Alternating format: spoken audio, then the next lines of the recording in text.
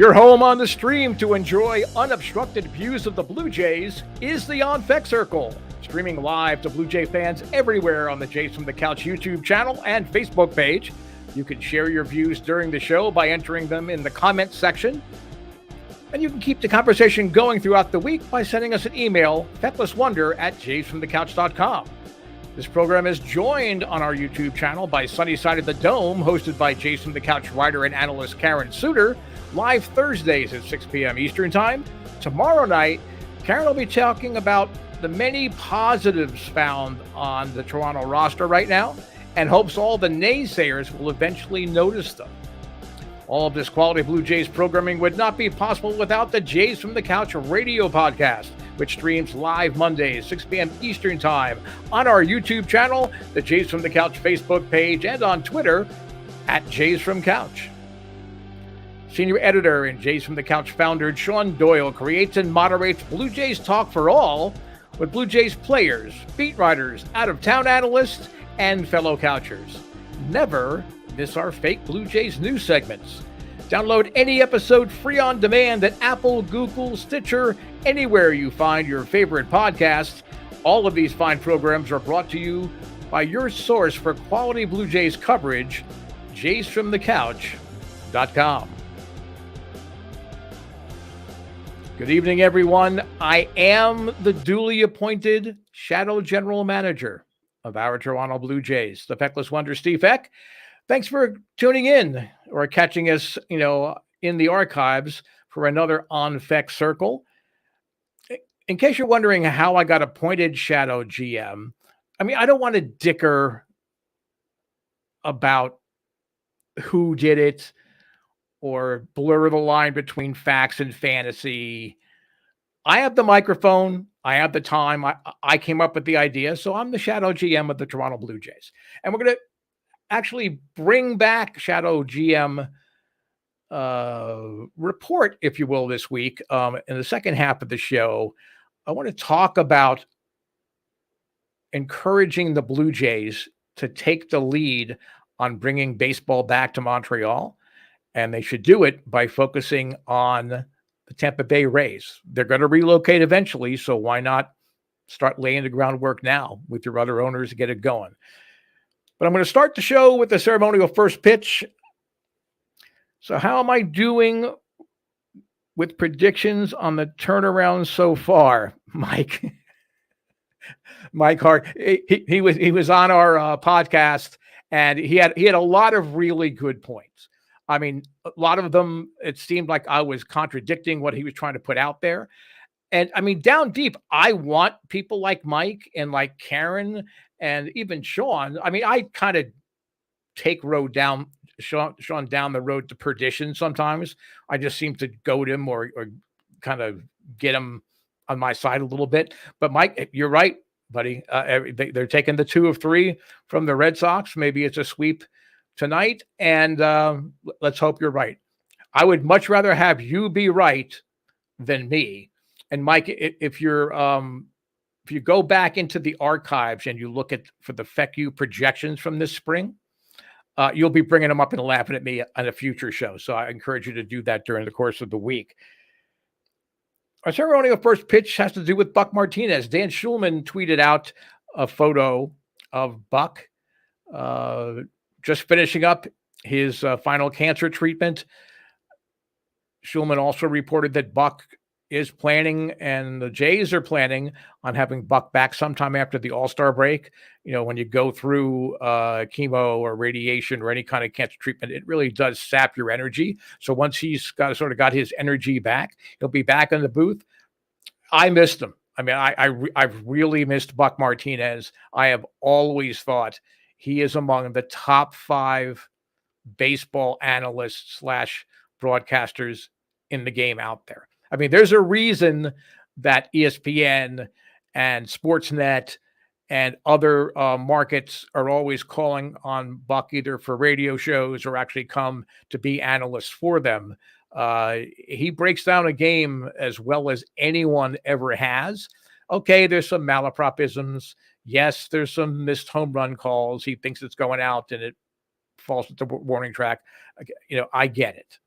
I get it. I mean, I did a show last year where I was really kind of calling out all the people that were saying, why are you so down on Buck Martinez, in so many ways, is the Blue Jays. He's been here for the majority of the franchise's existence. So it was great news to hear that he's coming back in the near future, that the treatments have gone as successfully as they can. I mean, cancer treatments, you don't want to say they went well or they're a success. You don't know yet, but apparently so far so good. So that was great news. I wanted to make sure I shared that. Before we get to the Shadow GM segment, I ordinarily do like a Blue Jays bedtime segment at the end. So I want to flip it because I really want to kind of go through this. It's not so much a bedtime story as it is an exercise. Everybody's kind of wrapped up in all the all-star voting. There's 4 Jays leading at their positions. You got guys that potentially could still sneak in. I think Espinal is second among second basemen. But down deep, when you look at it, if you look at it honestly and take out fan bias, the all-star voting is really a popularity contest. People will vote for, especially younger fans, will vote for their favorite players, or they'll vote blindly, like it's an election, and go right down the slate and just pick the same party, pick all the Blue Jays. And if you have a team in the National League like I do, all the Pirates. Okay, so I wanted to talk about if I was going to vote on my all-time favorite Blue Jays by position, not best players by position. That's been done a billion times, and it's always up for debate. But hopefully you will join in during the course of the program like Mike has just done. All you need to do, if you're on YouTube, on Facebook, on Twitter, just type a little comment, in the section there with the stream. And as I go through the positions, or if you just want to throw out, this is my favorite Blue Jay of all time, it doesn't have to be the best guy, just your favorite Blue Jay of all time. And when we go down through the positions, there's one guy that absolutely I kind of bent the rules a little bit to put him at a position, but he is my all-time favorite Blue Jay, perhaps. Outside of Dave Steep. He's my second all-time favorite Blue Jay. So we'll get there in a little bit. So don't forget, don't be shy. Put up your comments, your opinions, who your favorite Blue Jays are. We would love to hear from you. This show is a conversation between you and myself. On the podcast, it's you and the three of us, Karen, Shaun, and myself, on the podcast. Karen loves to have feedback on her show, Sunny Side of the Dome, which is up tomorrow night at 6 p.m. So I tried to put the ballot pretty much as it appears online. So we're going to start at first base. Now, I would imagine that the majority of fans now would select Vladimir Guerrero Jr. as their favorite. For me, it's just a no-brainer, and I'm sure Shaun Doyle is clapping behind the scenes as he's producing this show. It's Carlos Delgado. Carlos Delgado was just a machine. He was the machine before Albert Pujols was the machine. He hit for power. He didn't overthink things. He was great with his teammates as far as trying to help them with their swings and trying to get things straightened out. By far, Carlos Delgado, he's probably my second favorite position player of all time. And if I had to have a second vote, if I couldn't vote for Delgado, it would be John Mayberry. Now, again, the gray in my beard and my hair should tip off that I've been around since 1977. I really wasn't a Blue Jays fan. That started in 79, but then once Yaz left, because I grew up a Red Sox fan, then it was all in for the Blue Jays. But Jimmy Key, Dave Steve, Roberto Alomar, George Bell, Roy Halladay, Jesse Barfield. Thank you, Mike, for sharing that. Not all of them are on my list. Jose Batista, my first Jays shirt, always enjoyed watching him when he came over. And Batista, for sure, Mike jumps in. It's great. Thank you for everybody for jumping in there. Jose Batista was so much fun. And, I remember him when he was a Pirate. He was a Pirate 3 different times. And he was an Oriole. and he was a Tampa Bay Devil Ray. They all gave up on him. And then he came here, then suddenly, just like a thunderbolt struck, he suddenly became Joey Bats. He's going to be on my list, but we'll get there in a little bit. Over at second base, it's Damaso Garcia is my favorite Blue Jays second baseman. Good base runner, terrific defender. He was really a reason to watch closely Blue Jay games as they were emerging out of the expansion years and going forward. So again, Roberto Alomar, Hall of Famer. It's hard to say. I can understand why everybody would think they would be your favorite, but Damaso Garcia, there was something special about, when I was sitting, out in the bleacher seats at Exhibition Stadium and the wind was blowing hard in my face and the Blue Jays were behind by a bunch of runs. I was always looking forward to a Damaso Garcia at bat at some point. And my backup for that is actually Kevin Biggio. Let's hope that he's gotten through all of his bad times and he's going to be the Captain Biggio that we all remember for 2019 and 2020. I lost all respect for Garcia after burning of Jersey. I forgot about that. You know what? I actually forgot about that. That's right. That's right. He was mercurial, as many Latin players of their day, when they were still trying to fight for their rights and trying to fight their way through. But you know what? I totally forgot about that. If I remembered that, I might not have put him, but I've already cast my vote, Damaso Garcia. But yeah, thanks for pointing that out. That's great. I'll have to make that a bedtime story. That's a great story to tell in a future episode. At third base, it's our current third baseman, Matt Chapman. Now, again, very small sample size right now, but I've been a huge fan of Matt Chapman his whole career. If there wasn't a Ke'Bryan Hayes that had emerged, he would still be the premier third baseman in all of the Major League Baseball. And yes, that includes Nolan Arenado. I'm talking defensively, not offensively. I mean, you got Jose Ramirez and a bunch of other guys. Arenado's a better offensive player, but defensively, the only one that's better than Matt Chapman is Ke'Bryan Hayes. I was so happy when he came over. It was tough for me to not pick Josh Donaldson because his 3 years here in Toronto, his 3 full seasons here or peak seasons here in Toronto, they may be the best 3 seasons ever put up by a Toronto Blue Jay, at least offensively. Kelly Gruber, another great call. And again, don't be shy. Keep putting that up there. I mean, if I have to skip my Shadow GM segment and we can go through this and you're going to keep interacting with this, I'm all for it. I considered Kelly Gruber, but really Donaldson was just dynamic his short time here in Toronto. Yes, he's a dope. Yes, he's a jerk. I don't care. When I look at the box score, there is not a column that says jerk or dopiness.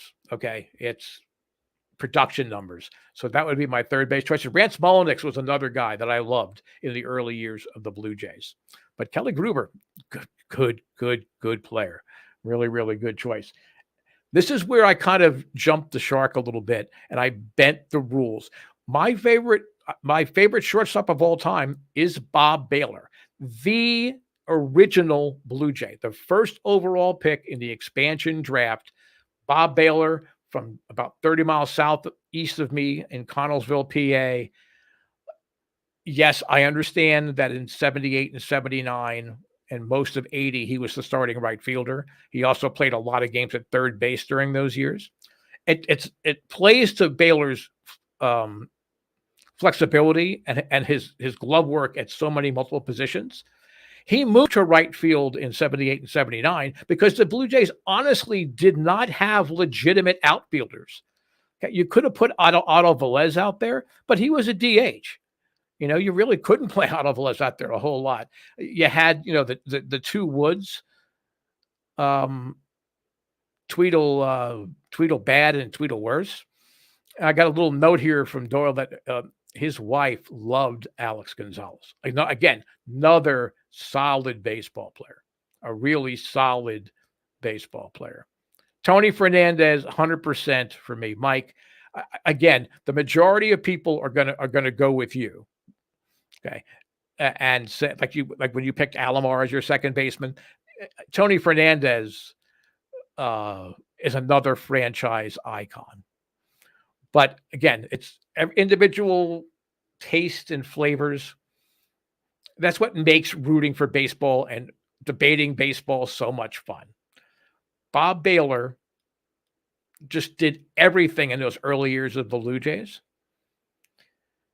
And I have to be by. Okay, I've interviewed him multiple times. I ran a radio station in his home area down in Connellsville and in Uniontown and Morgantown, West Virginia. I ran radio stations. I had a chance to interview him multiple times. Just a great guy. And if I could ever get him, out of the woods hunting or when he's not fishing, I want to try to bring him on the Jason McCouch radio podcast.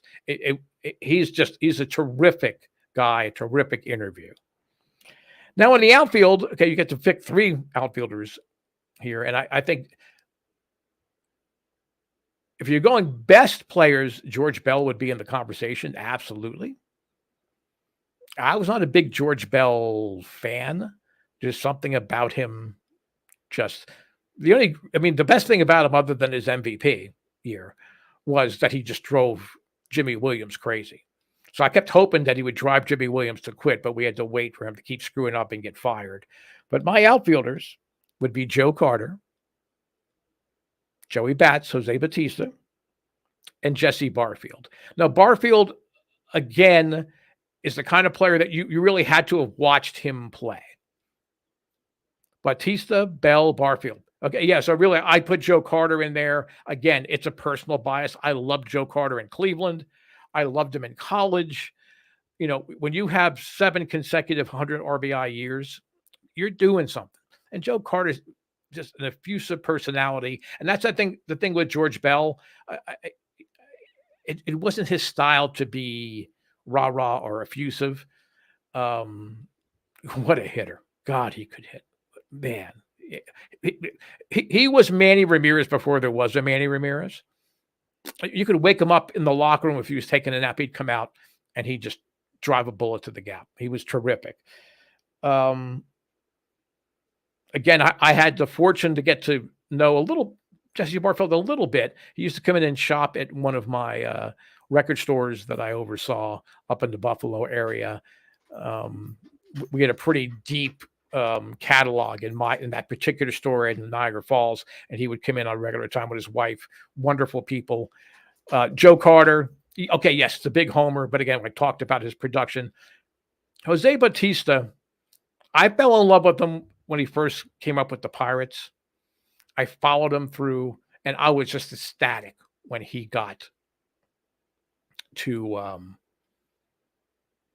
Toronto and had that breakout season out of nowhere, really, for 2010, and he was electric. The crowd, you could feel the crowds fed off of Joey Bats. My backup outfielders would be a current guy, George Springer. He's so good. I'm glad as of right now he's among the 3 all-star starters in the outfield. People don't appreciate, I think, certainly outside of the market he plays in. I mean, in Houston, he was amazing. He's worth every penny, even with the injuries, and we always tease him about his injuries. He is the current Blue Jay cornerstone, if you will. I also put Vernon Wells. People forget over 12 years. The numbers he put up were just amazing. Yes, that contract was burdensome. Let me see. Shaun Doyle is sharing Reed Johnson, Shannon Stewart, Devon White. Devon didn't make either of my list. He was terrific. I really loved Reed Johnson. I mean, he was underrated. He was Kevin Pillar, who was my other favorite outfielder on my list here before there was a Kevin Pillar. I will always hold a grudge against Shannon Stewart because in a pretty big money fantasy league, I traded for him, and it was one of the few bad years, and I traded a lot to get him. So it's probably not fair to Shannon, but he the grudge is there. I can't get over it. So, yeah, sorry about that. At the catching position, it's again Alejandro Kirk is quickly having everybody fall in love with him, but it's Ernie Witt. If it's not Buck Martinez, that's Mr. Blue Jay. It's Ernie Witt. You know, once he started to pull the ball, a la what Danny Jansen's been doing the last half of last year, and when he's on the field this year, yeah, he was a good defensive catcher. You know, he handled the pitching staff well. He was a coach.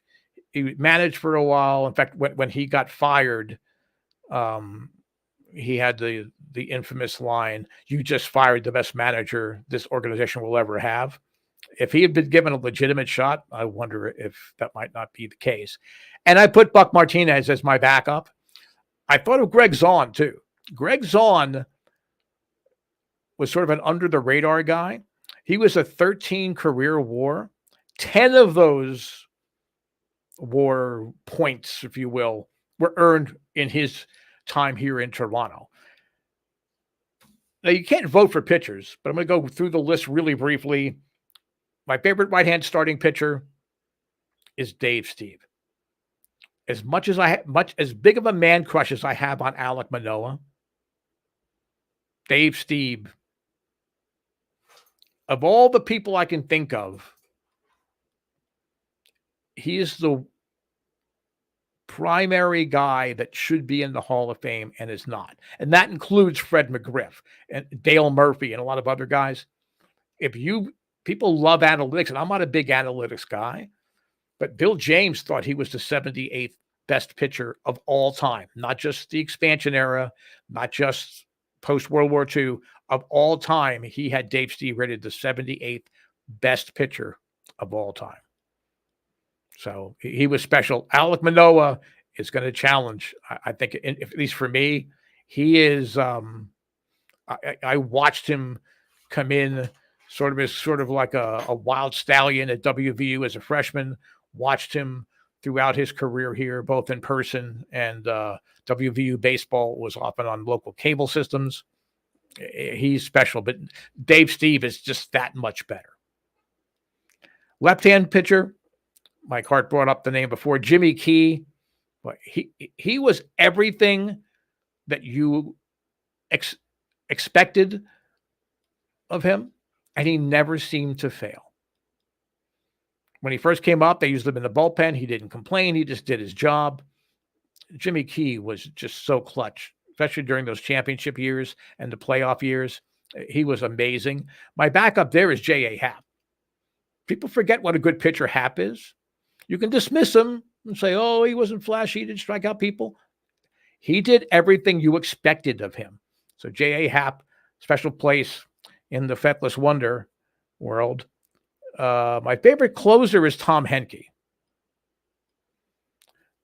And I always laughed at his name, the Terminator, because he didn't look like a Terminator, but he was just nasty. And on those teams, as they were emerging from the losing seasons into their first winning season, then the AL division title in '85, all through, Henke, before he went to, I believe he got traded to Texas, I believe. Henke was the guy. He shut the door. And I want to give special shout out for a reliever to a guy that a lot of people forget about. That's Mark Icorn, also from the same time. Okay, I'm going to read you a stat line from Mac Icorn and tell me you wouldn't want him in your rotation, okay? In 1986, he was 14-6, a 1.72 ERA. He pitched 157 innings, all in relief. He pitched 157 innings in relief and won 14 games. No, he was very fortunate in a lot of ways. Jimmy Williams had a very quick hook. It cost Key and Steve, Jim Clancy a lot of wins. Henke had a little bit of injury issues in '86, but that's a career for many major leaguers, let alone one season. So Mark Icorn gets a special honorable mention. But we've got 5 minutes left, so I can probably go in and do an abbreviated shadow GM report. I won't go into the detail that I was going to. The recent owners meetings, Rob Manfred, both in the meetings and then in the post-meeting press conference, was very direct and told the owners of the Oakland A's, the Toronto and the Tampa Bay Rays that they had to settle their stadium issues within the year, or relocation needed to be seriously considered.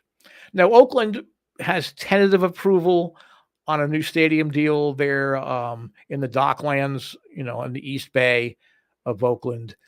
There's some environmental concerns that people are still dickering about. It's still not a final situation. Oakland has been trying to get a stadium since Sandy Alderson was there, and then Billy Beane took over.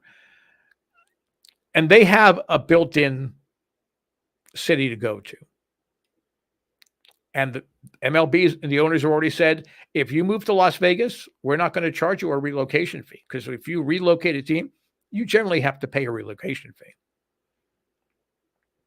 The Rays, on the other hand, play in the biggest white elephant ever created for sports. The Olympic Stadium in Montreal, that's a close second if it's not even a bigger white elephant than that. They have to get a stadium. And because of the climate, and you saw that last year when the Jays were in Dunedin, come, beginning of June, end of May, you can set your watch. You're going to get thunderstorms sometime between 3 p.m. and 6 p.m. And and we're talking tropical kind of downpours. So people, if they're planning out their night, well, gee, I can go out to this great seafood restaurant, or I can go out to a Tampa Bay Ray game. They're going to go to the seafood restaurant. Or they're going to go down to the, Tarpon Springs Sponge Dock. They're not going to go to a ball game. That's why Miami insisted on having that retractable dome stadium. They had a great solution by trying to pair up with the city of Montreal. So it kind of killed two birds for one stone. For MLB, at least, it was going to be, you play April, May, and June in Tampa at a new small capacity stadium. And Montreal already has the tentative approval, and they have an ownership group. The public face of it is former Expo Warren Cromartie, to build a stadium in Montreal downtown, not way out in the hinterlands where Olympic Stadium was, and not like in a glorified community park like Jarry Park was. And they would split the season, and that seemed to have some traction. Certainly with Manfred, I think, liked the idea, but during the negotiations with the new CBA, that came up multiple times. And the owners ultimately realized the players were never going to sign off on that. And it posed all kind of difficulties. So now there's no viable stadium deal even being proposed right now. Pinellas County, where St. Petersburg is, where the dome is, already has development plans that are tentatively approved to knock down the dome and redevelop that whole area. So we're looking at least it's in place for 2027. But because of this redevelopment plan that's garnered a lot of approval, I bet you Pinellas County and the Stadium Authority would kind of turn the other way and just charge a modest buyout of that lease if the Rays would move sooner, if they can't get a stadium sooner than later. Why not move to Montreal? Montreal got screwed by MLB as a whole, but by Jeffrey Loria. Okay, he gave all kind of assurances when he bought the Expos that he didn't want to move them, or, he was going to be there for the long run. And what ended up happening is when John Henry and his partners had the chance to buy the Red Sox, they had to sell the Marlins. They bought the Marlins from Wayne Huizenga. So Loria was actually lent the money to buy the Marlins. And as part of the collateral, they turned the Expos over to Major League Baseball. Major League Baseball wanted to contract the Expos along with the Twins because of stadium issues and other things going on. So Jeffrey Loria is the big villain for Montreal, but MLB screwed him. MLB owes Montreal. They're a small market. Tampa Bay is a relatively small market. Montreal is built for the Rays because they have a small market, small budget approach, and they draft and develop players better than any franchise I can ever remember. Better than the Mets of the 80s. Better than the Blue Jays in the heydays of the 80s into the championship years. And they have a knack of being able to trade players as they're getting closer to arbitration or closer to free agency and bring back a ton of players so they can keep refilling the roster. That's what Dave Dombrowski tried to do when he became the GM of Montreal in 1988, I believe it was. And he drafted, developed, and built the team that eventually was the 94 Expos team that had its dream season canceled because of the strike. It's perfect. They have a plan. Montreal's plan went awry after Dombrowski left to take over the Marlins and develop the Marlins as an expansion team. And then, fan interest just after that season got canceled, then they traded Walker and a bunch of players away. Fan interest just dwindled. There's a core of baseball fans where if you build, let's say, a 28,000 to 30,000 seat stadium, you can fill that stadium every night. Maybe not in April and May because the weather's a little tougher. But you can fill that stadium. So, but why, as Shadow GM, am I suggesting to the current management and ownership, should the Jays spearhead moving the Rays to Montreal? Well, the callous answer is, well, it's great PR. And bottom line, baseball is a business, and Rogers Communications, who owns the Blue Jays, while they're spending money to acquire assets now, bottom line, they asked Shapiro to whittle away payroll, start again. And, now the team is a contender again. So they're going to spend money again. But Rogers is a business. It's a good PR move for Rogers Communications, one of the largest, if not the largest, telecommunication companies in Canada, to be the vocal cheerleaders to bring baseball back to Montreal.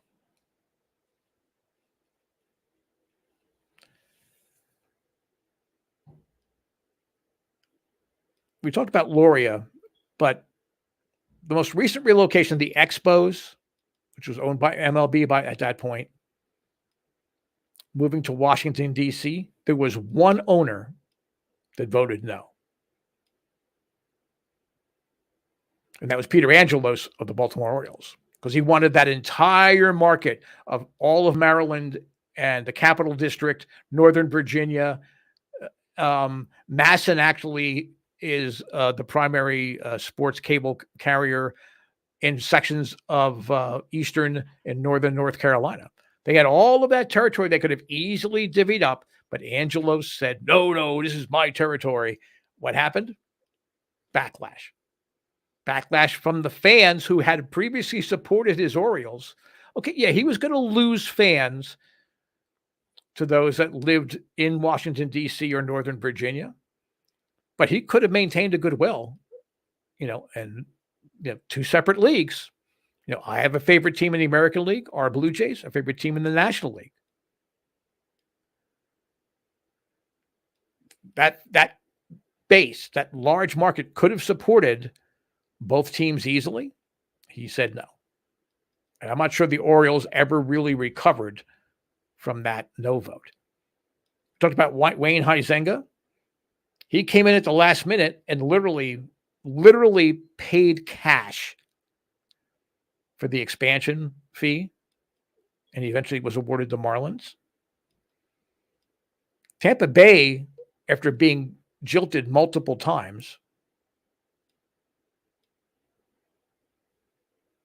was basically promised to get that team. Huizenga flashed the cash. He called it the Florida Marlins because he wanted it to be a statewide deal. But the Gulf Coast of Florida, the central I-4 corridor, through Orlando, they didn't embrace the Marlins. Even as they went to the World Series in 97, they didn't embrace them. It's a South Florida team. So if the Jays were to block a move to Montreal, they're going to experience some backlash. I mean, it's a big country. Most of the country would remain Blue Jay fans. But again, I think it would be a great PR move. More practically, two teams in Canada, and I apologize to Shaun Doyle. It's supposed to be a 30-minute show, and I'm a little way over that. But I really think this is a great conversation piece. Gives the Blue Jays leverage to get consideration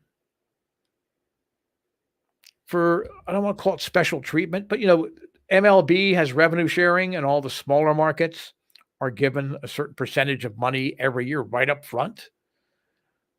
Okay, to help, in theory, encourage them to spend money on their farm systems and on stadiums and on their major league rosters. But that same kind of revenue sharing, it really wouldn't be revenue sharing. But if you had two voices in the room saying, wait a minute, we have to pay all of our bills to MLB and to players, in US dollars, but we're generating all of our gate receipts and all of our local media revenue in Canadian dollars. So while you're getting $1 for every ticket that you're selling, we're only getting 70 cents. There can be, with a second voice in the room, the possibility to have the Blue Jays and the Expos added. I mean, the Expos would just carry over the status from being in Tampa Bay, but having the Jays also get a little bit of revenue kickback for having to spend money, for having the currency differential problems that they've had their entire existence. But the biggest reason, and it also boils down to money with this, is that having the Montreal, whatever they're going to be, the Montreal Rays, if you want to spell Ray, R-E-Y, fine, however you want to do it, you can't really call them the Expos. I'm sorry, you can't call them the Expos. But as a division rival, the Blue Jays haven't had a true division rival since realignment in, what was it, for the 94 season where Detroit went to the AL Central. Yes, okay, there's the Yankees get everybody excited, the Red Sox, when the Orioles were good, there was a rivalry there. There's certainly in recent years a rivalry with the Rays. That's already kind of built in there. But they haven't had a rival. The Red Sox have the Yankees. The Indians have the Reds. Back in the day, the Pirates had the Mets and the Phillies. It's really more Mets Phillies now. There's all these the Giants and the A's, the Dodgers and the Angels. You have the Astros and the Rangers. You've got the built-in rivalry, even if they're in different leagues. Imagine having Montreal and Toronto in the AL East. That's a gold mine. Ratings will go up significantly every time you play the Tampa Bay Montreal Rays.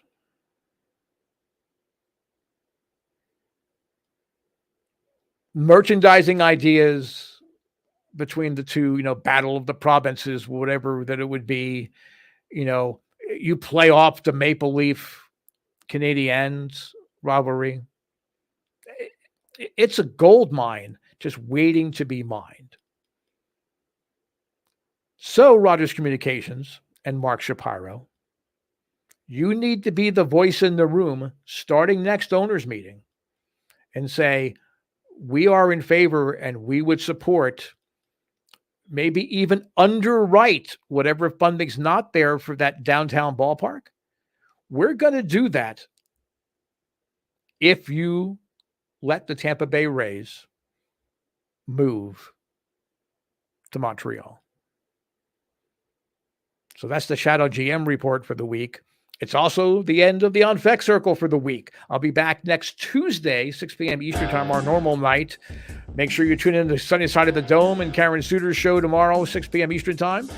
And, of course, the Mothership, Jason McCouch Radio Podcast, Mondays, 6 p.m. Eastern Time.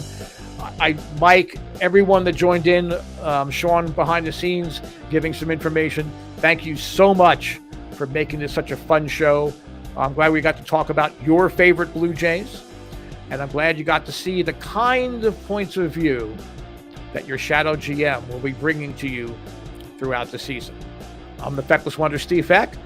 I'll talk to you on the podcast on Monday, another On Fek Circle next Tuesday.